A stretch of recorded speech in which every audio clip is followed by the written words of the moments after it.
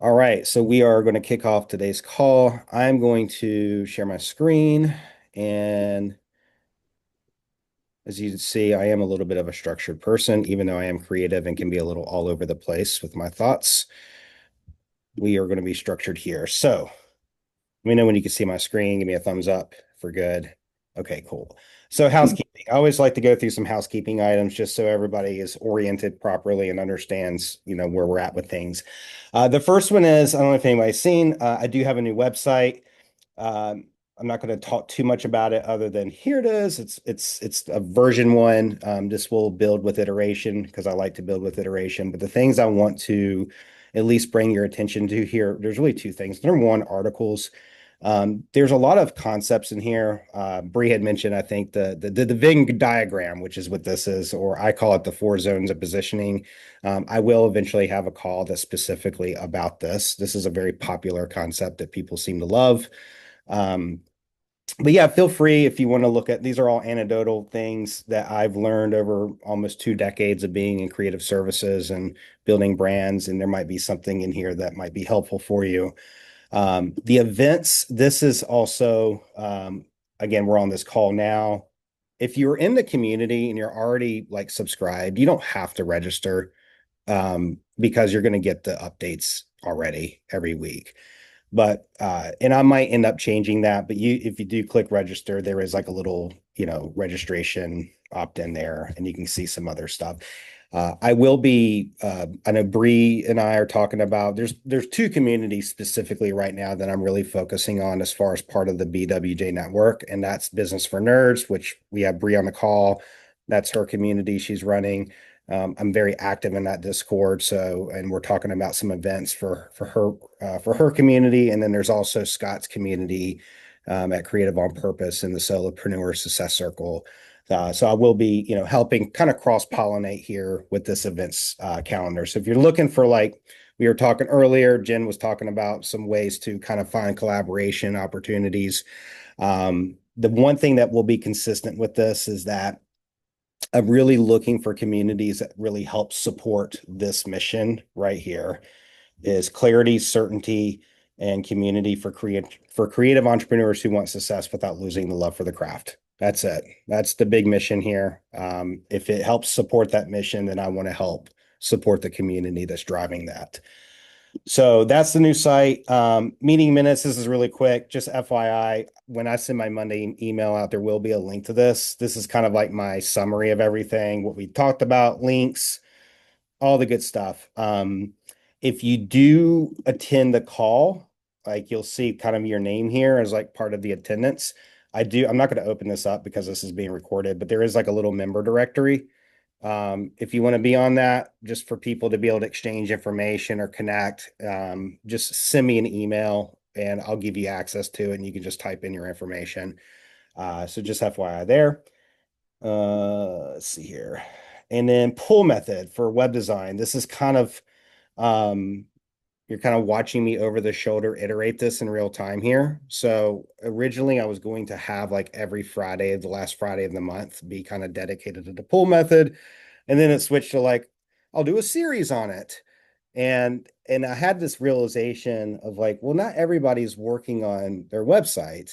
And while the website's important and I have a certain opinion or perspective on how I believe the website kind of fits into your world, um, it's I want to make this kind of its own space because again, going back to this mission here, these weekly calls I want to really be dedicating specifically around like really protecting your love for the craft, whatever it is you're doing and create as a creative entrepreneur.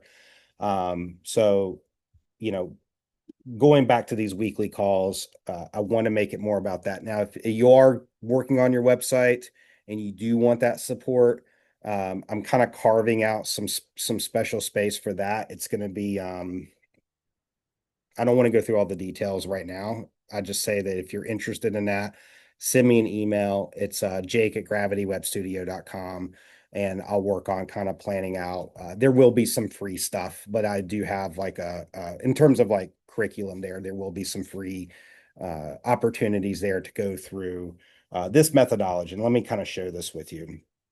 So this is like the ultimate, I guess, flow chart of pull. So PULL, which is my methodology for web design. So prepare, unify, lift, and launch. And I kind of created this chart to help give a little bit of an overview of what that really entails. Um, I'm not going to get to a ton of specifics, but I do want to provide enough information so if this is like something you're interested in learning more about, you understand at least what it is. Prepare. So last week I went through like the sitemap, how to think about the sitemap. So these are kind of like, think of these as like little milestones that you would go through in the process of building your website. The thing that's, I think, unique about this approach is that when you leave, like you'll have more than just a website. Like you'll have more clarity about your messaging. You'll have like your brand assets. Jen's a designer. I know you're very familiar with brand guides and brand assets and all those things that give visual consistency to what you're building and across different applications. This right here, let me tell you, if you can accomplish the prepare phase, like that's a huge, like give yourself a pat on the back. Sometimes like I'll work with people and this can take months to go through. And it can really create a bottleneck because people aren't clear on their messaging and are not really sure what their value proposition is. These are things that we have to be able to actually build the website. So I always make this little side joke of if you work with me on your website, you're actually going to end up figuring out where all the gaps are in your marketing because we go through this process with you. So prepare, like this right here is the thing that I'm doing for free. Like I'm hosting free calls. I'm helping people at least get that down because I know it's such a big milestone. And then everything after that's more like unified. This is where we do copywriting, like the visual direction on, the website. What kind of style are we going to go with? And then I have this nice little, if I can get that thing to go away, get out of here. Why are you blocking there we go. It's like a little package, like a little, I call this your content package. And when you have your content package together, that's when we get into the lift. The lift is the design and development. So we actually use Figma, we build out the page designs, we've got all the copywriting, and then we develop it. My company uses Webflow. We build all of our sites on Webflow. I won't get into the details of that. But this is like where like the implementation really starts to take shape on your website. So to kind of button all this up into a summary, if you are somebody that like wants to go through this process, this prepare phase and kind of going through strategy, sitemap, I'm hosting calls like for people that just wants to go through this methodology specifically with this. Once we get into kind of unify and design and development, that's where there's more questions of like, okay, there's more implementation here that needs to be considered, and there's decisions you have to make for yourself on how you want to go through that, whether it be through some advisory with me or you want to kind of take the reins from here and build it yourself. We'll have to think about what that looks like for you. So that's pull method. Where are we at here? So pull method. And then going back to the calls, like I keep coming back, I want to come back to this chart here of like protecting your love for the craft. So thinking about simplicity, people, space, and connection. I know it's really simple. Today we're going to talk more about people. Joe Polish calls them elves, people that are easy, lucrative, and fun. And let me actually pull up my notes right here on pull method. Yes, people. So if anybody saw my email, I talked about what I call the red flags, green flags list. And the objective of this, and this is going to be an exercise we're going to go through. It's a small group today, so I would normally do like a breakout room type session, but we'll just kind of pause the recording here in a second and we'll just go through this together.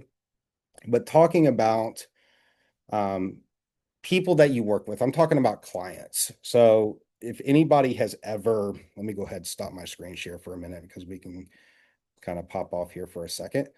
So I want to just survey the room here. Anybody that's ever worked with a client, like raise your hand if you've ever onboarded a client that has just been a bad fit and like all you can do is just think about me. I cannot wait for this to be over with. And it just sucks your energy. Raise your hands like anybody has ever, right? Everybody's had those clients before.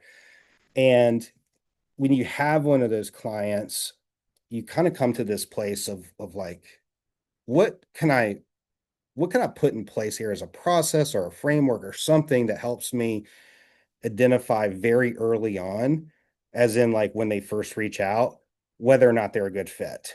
And when I had my lighting business, my lighting design company, I actually created this red flags, green flags list. And it ended up becoming a very effective tool. It was something that, because I had a sales team, like that company grew where I had two people that were running sales. And it's like, hey, like as people are reaching out, we need to make sure that we're qualifying them on whether or not they're a good fit. And we ended up getting to a place where this list, this like little tool that we created, was really helpful in qualifying people pretty early on. Now it's not perfect, you're always going to have people slip through the cracks where you're like, oh, you're still kind of a pain in the butt, but it definitely reduced or increased the probability rather of being able to bring people on. So that's what we're going to work on today. It's a little exercise, and I'm going to share a link in the chat, and I'm going to go through this. This is a worksheet. So we're going to play in the sandbox a little bit. I call that anytime we're like doing something actionable, I call it playing in the sandbox. So anybody, if you look in the chat, there is a Google Doc, and I'm going to share my screen again. And I'm going to show you this little exercise that we're going to go through. Okay. Can you see the red flags, green flags on my screen? Good. Okay, cool. All right. So what you'll do is first is you'll make a copy. You'll just go to file and hit make a copy, and then now you'll have a copy for yourself. And this is how this works. So anytime you have a new service request comes in, just pay very close attention to the patterns. So the thing about this list is that it takes some time to develop. Unfortunately, it takes a few bad clients to figure out what the red flags are. It's really hard to create this list. Now, if you do this collaboratively, this will be interesting because I've actually never done this with a group of people before, where you're like sharing your own insights, and Jen may say something and Bree goes, oh, like that actually is a good thing to keep in mind, and maybe I might need to look out for that for my own clients or vice versa. But it all comes down to patterns. And as you work with people for enough time, you'll start to see patterns of things, of behavior, questions people ask, and so forth, where you go, anytime somebody asks that question, I just know it's red flag. I know that this is probably not going to be a good fit for us. And I'm going to give you some examples here in a second. So they're just early signals that help you spot whether you're dealing with an ideal client. I call them craft killers because, like, if you work with enough of these people, you start losing your love for the craft. And if you start losing the love for the craft, it's kind of game over at that point. Like, you're just ready to get out of the business. This is so draining. I used to love doing design. Now I kind of hate it because I've worked with enough of these clients where it's just drained my energy to the point where I'm done with it and ready to move on to something else.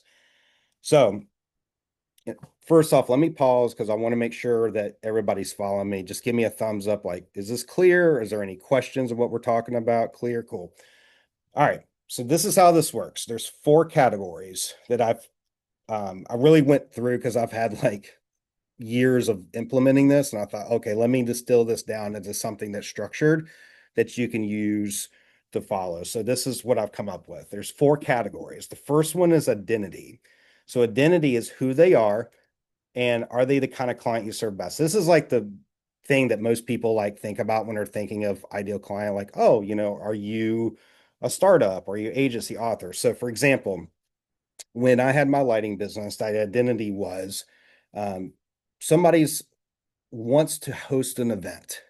And our company was built and designed for people who hosted more of like a black tie event or like a wedding reception or a big corporate gala. So anytime I got a call and they say, we're doing a festival and we want to hire you for lighting, it's like, we don't do festivals. Like automatically red flag, you're not a good fit. That's fine. Like, we're just not built to serve this type of service. I do web design. If somebody reached out and said, I want to do an e-com site, we don't do e-com sites. We're service-based businesses only. So this is just a quick, like very quick identifier, who they are, what kind of client you serve best. This is really where we get into more of like the craft killers. So questions is a really big one because when people open up with certain questions, it kind of reveals to you what they value. So I put like, how much for? Like, have you ever had somebody just call you and they immediately go, "Hey, Jen, like, how much does it cost for your graphic design?" And like, they haven't even like asked anything about anything other than they just want to know the price. It's like, okay, well, I know immediately that price is something that you value very highly. And if your value proposition is more along the lines of quality and certain level of attention that you give to the brand, and you see, like with me, I've got this like methodology for web design. So if you come in, it's like, "Hey, Jake, how much does it cost to build a website?" It's like, we got a red flag here. Now, it doesn't mean that you're automatically disqualified, but I just need to, like, in my mind, I'm like just being very conscious of that there's a certain there's this person values price. Or like, what's your availability? Might be a question that somebody leads with. Okay, well, that means that they are there's placing value on, like, they understand that I have a certain amount of capacity here, that I'm probably boutique, I'm a freelancer, and they're being respectful of that. When somebody responds with or opens with, "How much does it cost for this? I need it done by tomorrow," then that to me is a red flag that they're probably not going to respect my boundaries of availability.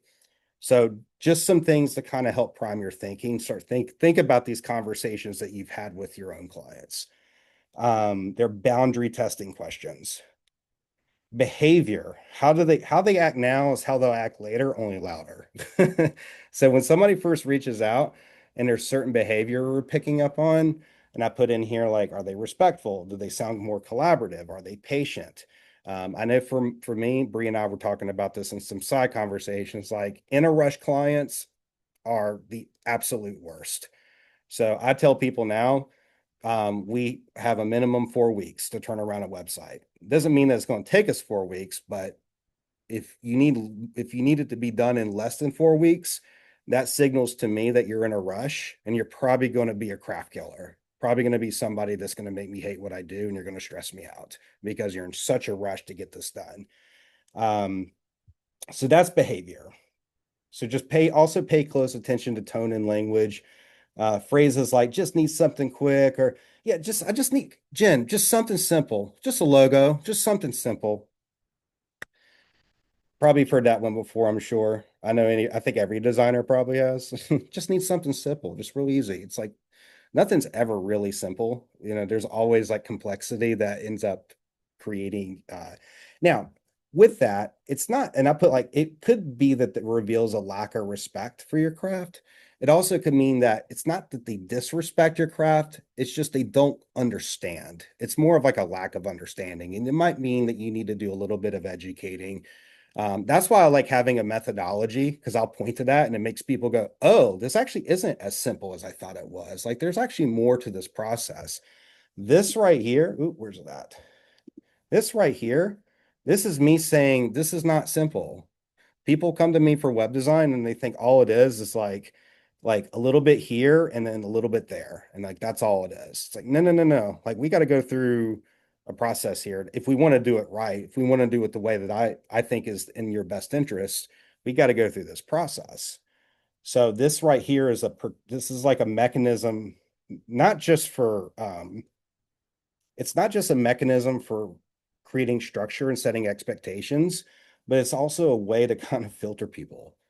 Because when people see that, they go, "This is probably more than what I want. I just want to find a freelancer that can just snap it together really quick for me."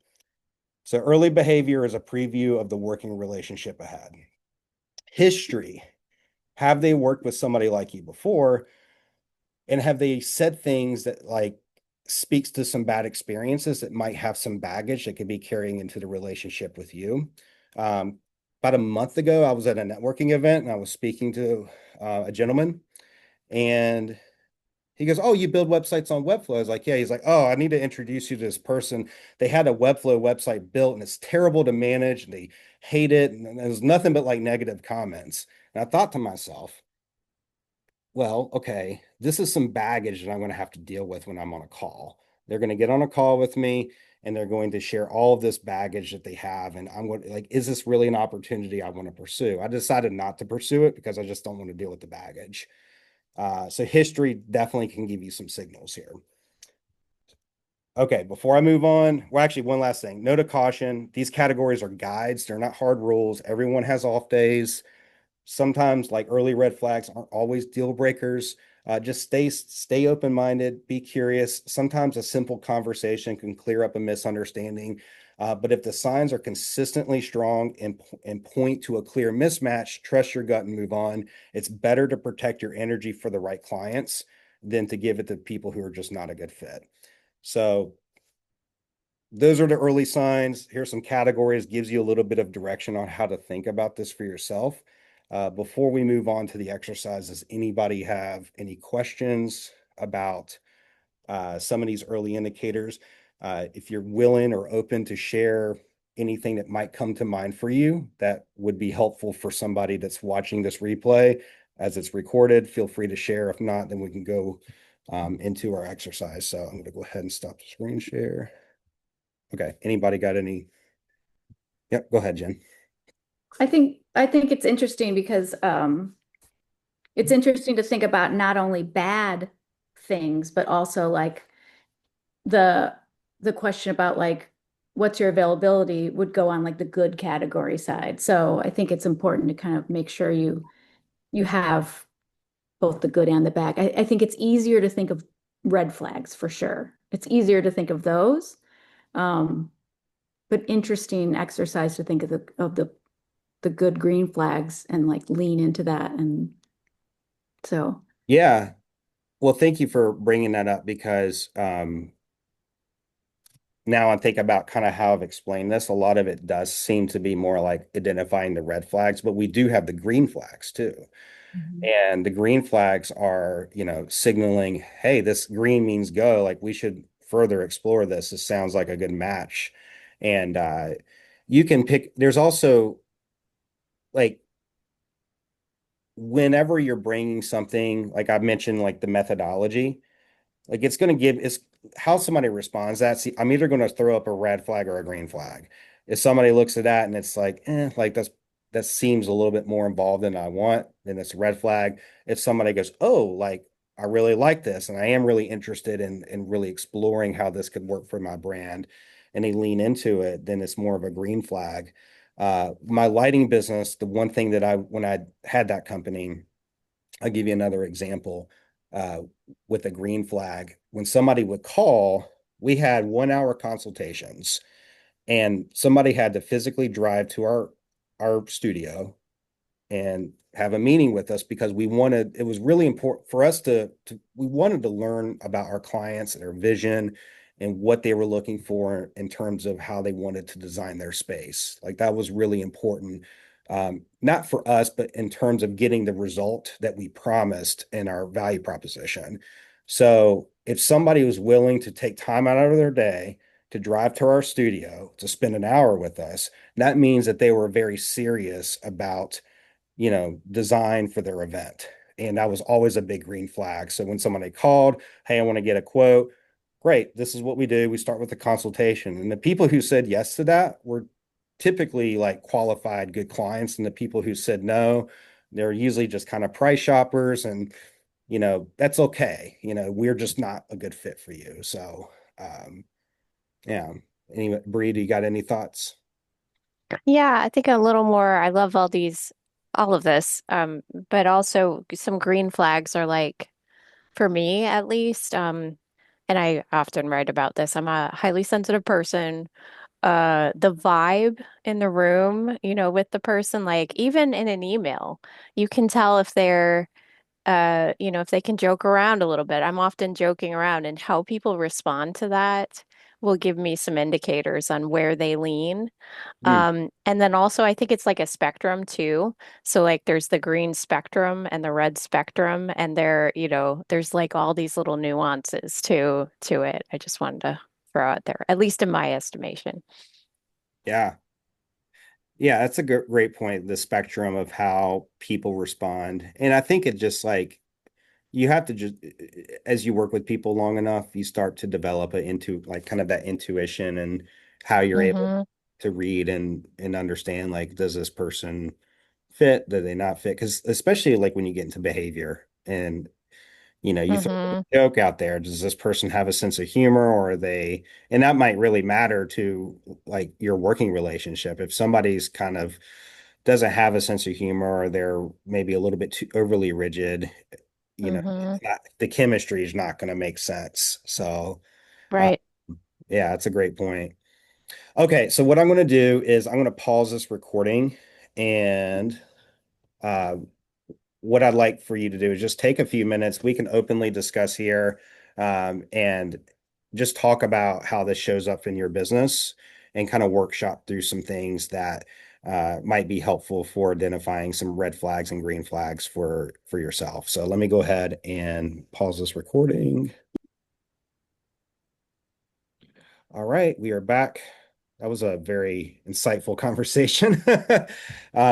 So I just want to go ahead and just take a few minutes, and we'll just kind of go around the table and tell me like what was kind of a big takeaway that you had from this that you'd like to share. So we'll start with you, Jen.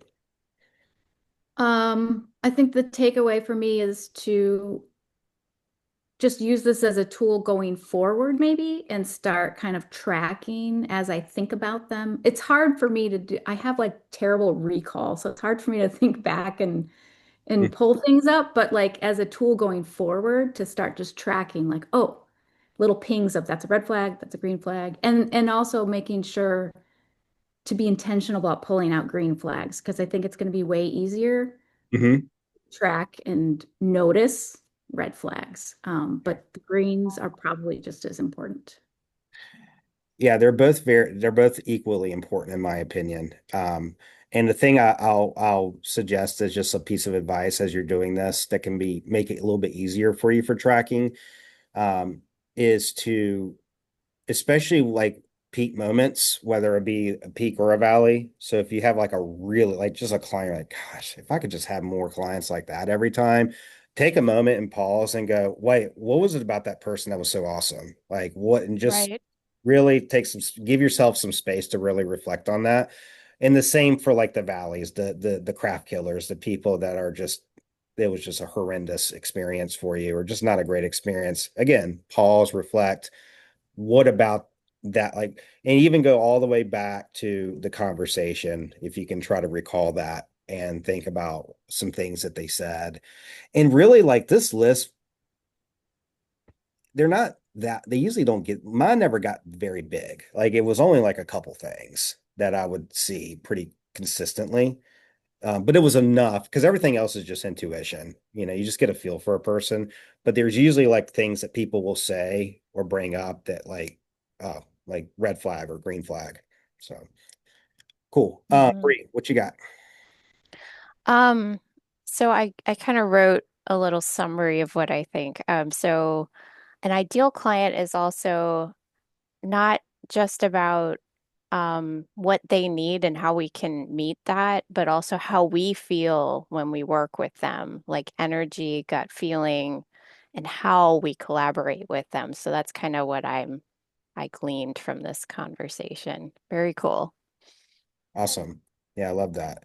Yeah, it's all about energy alignment here. And the people that you work with is like kind of everything. You could love what you do, but hate who you do it with.